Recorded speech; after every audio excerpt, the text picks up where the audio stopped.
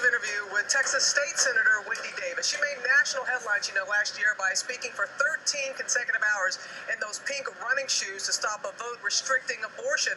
Now she's running for governor of Texas right now. She's trailing Greg Abbott in the polls. She has a brand new memoir. It is called Forgetting to Be Afraid, in which she reveals some very painful details about her personal life.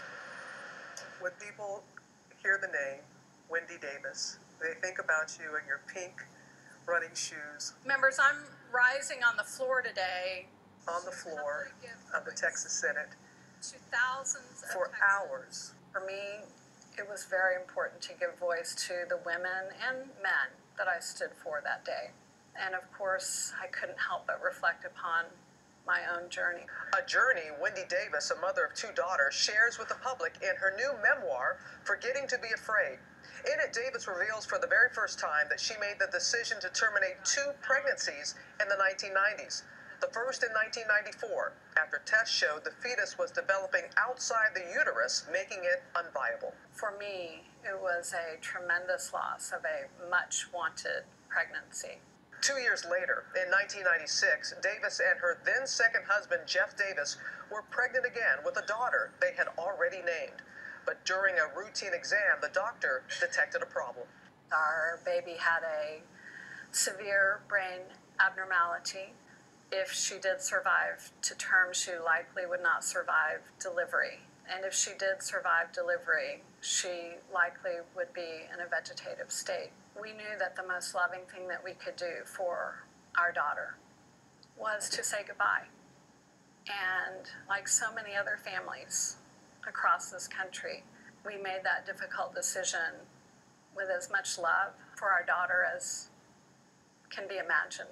Her name was Tate Elise Davis, and we loved her as we love our living daughters, Drew and Amber, and she forms, of course, a very important part of my life. Can you understand that there will be some that will say they would have taken a different route? This was how my family confronted this tragic experience. I respect so much that people make their own decisions and that decision is the one that is right for them. A Harvard Law School graduate, Davis was raised by a single mother who left school after the 9th grade. Davis says her mother struggled, and in her memoir, she recounts one of the darkest days of her childhood. My mother was in her 20s. She had 3 children, ages about 5 to 1, and she experienced tremendous depression after I was born.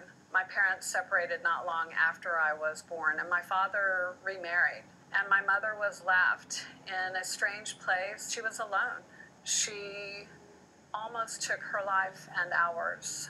She put us into the back of the car. She couldn't imagine leaving the world and leaving us behind. She had intended to start the car in the garage, and an angel came into our lives that day. A neighbor who had never come to our home before rang the bell, and he sat in the living room. He held my mother's hand. He talked to her for quite a long time, and by the time he left, she was through it.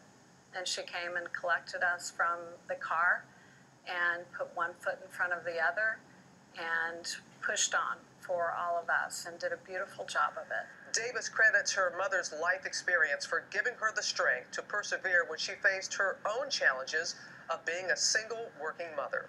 You know that there will be some criticism as to the timing. When the book comes out, it'll be less than 60 days from the election. You're running for governor. And people are going to question the timing. Are you trying to pull at the heartstrings of the voters that you're trying to win votes with sympathy? I wanted to share a book about my life, how I came to be who I am. I wanted people to feel like they're not alone. The struggle of being a single mom, the struggle after my parents divorced, and that I came through it through my faith in God. I came through it because of my education, and I wanted to be very honest in my story and not leave pieces aside. I wanted people to understand